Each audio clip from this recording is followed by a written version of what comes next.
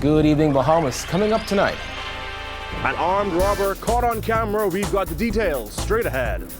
Prime Minister Dr. Hubert Minnis throws his support behind decriminalizing marijuana. We've got the story.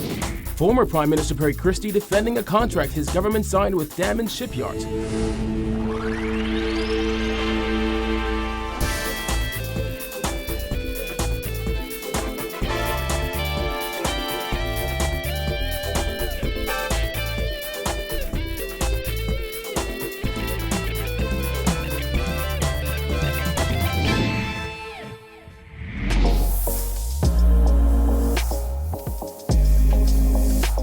Our news is brought to you by Alive.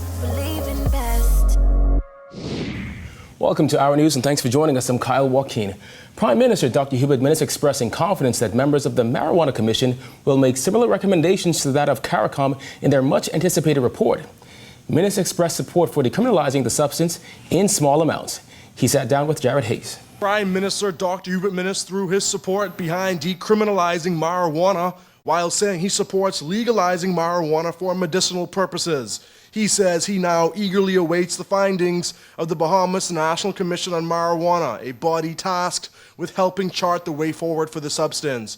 As a matter of fact, the Prime Minister wants the Commission's members to listen to his words closely. Hopefully with me making such statements that would exhilarate the Commission to bring forth the report. I am well versed with the report that came out of CARICOM. I think everybody versed with CARICOM's report, where CARICOM basically supports the way forward. But we wanted to do our own report. I have no doubt that our report would be similar to that of CARICOM. Minnis became the first sitting Prime Minister to support decriminalizing the drug. He says his motivation stems from what he describes as a difference in consequences based on a person's social standing. Many young people, especially those poor middle-class individuals who may have been caught with just a joint and whatever, and they subsequently develop criminal record. It interferes with their education, it interferes with their job, it interferes with their advancement in life. And that grouping in particular is disadvantaged. When you look at those of the upper class, the wealthy, they can afford lawyers, they can afford the best that the legal system can offer, and they are hardly, if ever, affected. Minnis also touted the medicinal benefits of marijuana. It would be wrong for any doctor to deny a patient access to whatever type of medical care that is available. And I think medical marijuana for medical purposes should definitely be allowed so that we can improve individuals' health and even give them a better outlook. The Bahamas National Commission on Marijuana was expected to make its recommendation on the way forward for the drug back in April, but has been granted 2 extensions since then. It is expected to meet a hard deadline at the end of November to submit its findings. Reporting for Our News, I'm Jared Higgs. Meanwhile, opposition leader Philip Davis said while his party has not officially drafted a position on the decriminalization of marijuana, he personally supports the move for medicinal purposes. But personally, I indicated quite some time ago to the press, it was carried several months ago, I think, or last year, or this year, that I I support marijuana for medicinal use insofar as the decriminalization and recreational use. I thought that we should, first of all, understand us as a people, understand our usage and how it could bear on us, and gradually work towards that. But insofar as for medicinal use, I indicated my support some time ago. He's just on board. Former Prime Minister Perry Christie is defending the deal his administration entered into with Dutch company Dam and Shipyards for the construction of ships and certain civil works for the Royal Bahamas Defense Force. Christie insisted today the contract was handled with the utmost propriety. We have no idea whatsoever of anyone engaged in any act of impropriety or irregularity. We most certainly know that it was managed effectively and efficiently, the process, by Dr. Bernard Nottish. It was the single largest investment to date in the history of the Defense Force. The $232 million venture came after a long and drawn-out process, as stated by then Defense Force Commodore Roderick Bowe. Sandy Bottom has been a long, drawn-out process for us. We're coming towards the end. But 6 years later, there are reports that authorities in the Netherlands are looking into the company and deals is struck with Caribbean nations. Our News can confirm that officials from the Attorney General's office traveled to the Netherlands earlier this year for a meeting with officials there, but the scope of that meeting was not revealed. And our eyes have turned on the former Christie administration and the details of that deal, which Christie is now strongly defending. We, that is the Bahamas government, paid Damen directly. No commission, no consideration of commission, no interest in commission, no thoughts of it. We paid them directly for services rendered. Christie said, for the record, when his government took office in 2012, it actually met the recommendation made by the Ingram administration. Not only I did not know about anything untoward by my government, I did not know and do not know of anything untoward by the predecessor government, which was headed by Hubert Ingram. And so clearly I wanted to let people know this was not about politics. Christie said the expanded scope included the construction of a specially designed landing craft for use in natural disasters, which he says was used after Hurricanes Joaquin and Dorian. He is now calling on the Minnis administration to release all documents to the public. You have the files, give the Bahamian people the information that is necessary for them to have the confidence that it was well done. Whatever other questions are asked, answer them. The former Prime Minister took his call for the release of the documents even further, saying he would like the details to be released so as to avoid putting a stain on anyone's name, be it in the former Ingram administration or his government, especially the late Dr. Bernard Nottage, who served as Minister of National Security when the contract was signed. Dr. Nottage is no longer here, but I can speak with, I think without fair contradiction on his integrity. He was just not only my Minister of National Security, but he was my lifelong friend. Therefore, I know and can speak strongly about him. An unmasked armed robber was caught on camera holding up a gas station cashier. Jared Hicks has the story. Take a look at this face. It's the look of a man moments away from brandishing a firearm on an unsuspecting Rubis Winton cashier. It is amazing to me how bold the criminal has become. According to police and the surveillance video, the incident unfolded shortly before 10:30 on Sunday night.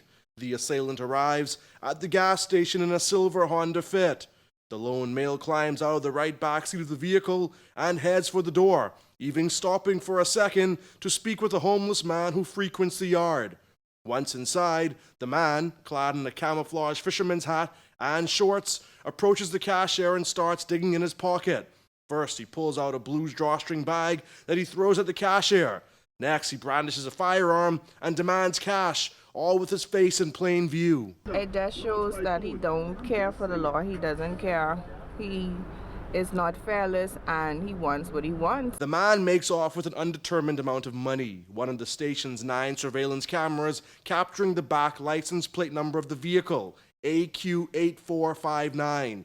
The station's operator doesn't want his face shown on camera. He says the male cashier is shaken up but okay. He's fine. He's doing good. You know, he just was a little upset over the situation, you know, it being such a bold, robbery. The businessman says just an hour earlier he was at the establishment. Family friend and longtime customer Charles Evans says he also had plans to get gas last night. He says he's glad he didn't. I come here all the time. Last night I just happened to stay home because I was supposed to get gas last night for this morning. So it's a good thing I didn't come out. Since the beginning of October, New Providence has averaged about an armed robbery every single day. Now, some customers we spoke with at the gas station say they think it has to do with the upcoming Christmas season. Now you gotta be careful on carrying your bags. You gotta put your money close to you. You can't even tote bags now. You can't even tote your baby bags because they can take the money in the baby bags now. It's very disturbing. I know around this time there's a lot going on. Christmas season is upon us.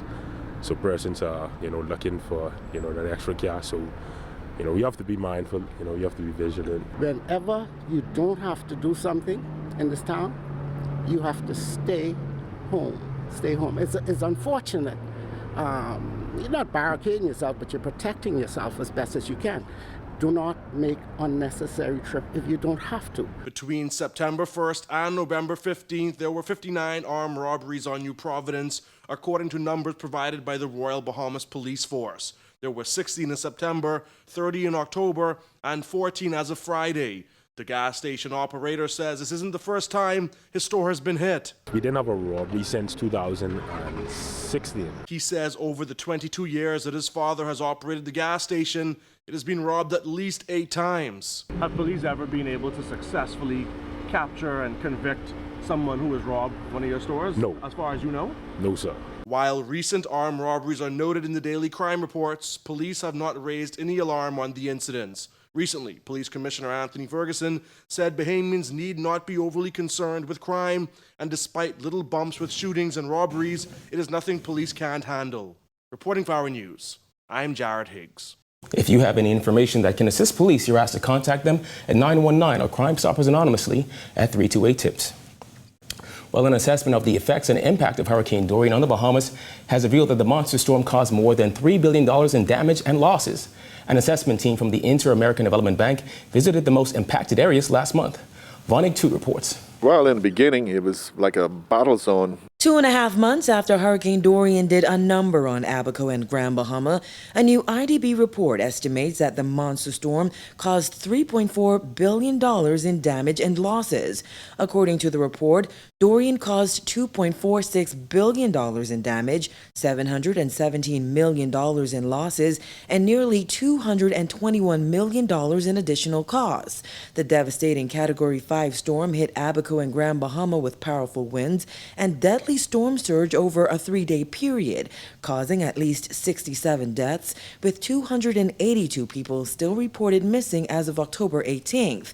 An additional 29,472 people were affected by the storm, according to the IDB, which noted that roughly 9,000 homes and more than 11 million square feet of structures were damaged on the 2 islands. One of those affected is Abaco resident Faylene McIntosh, who was forced to sleep in a car with 4 others for 5 nights. After the storm, she discovered she had lost everything. Me ended up losing my home.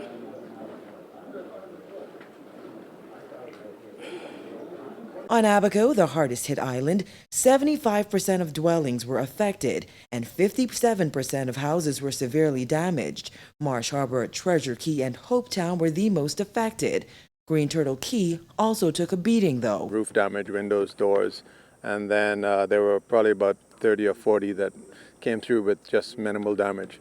But in addition to that, of course, no power, no communications. Alive is back up now, but the garbage situation on the island was a big problem for us because we have no heavy equipment left to move garbage and debris around, so that's been a really big problem. The estimated impact of Hurricane Dorian is 1 percentage point of the gross domestic product.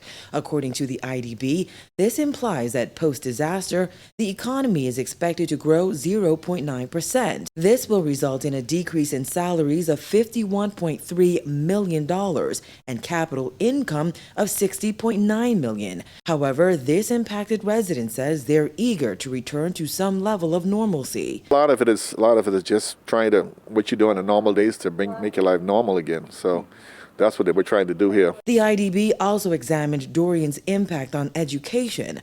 According to the report, 45 educational facilities experienced varying levels of damage, affecting 10,546 students and 796 teachers. 7 schools on Abaco and Grand Bahama were destroyed. Reporting for Our News, I'm Vonnig 2. All right, thanks, Vonnig. Still to come, the PLP leader hits back at the Works Minister over BPL's reduction rate bond. Stay tuned.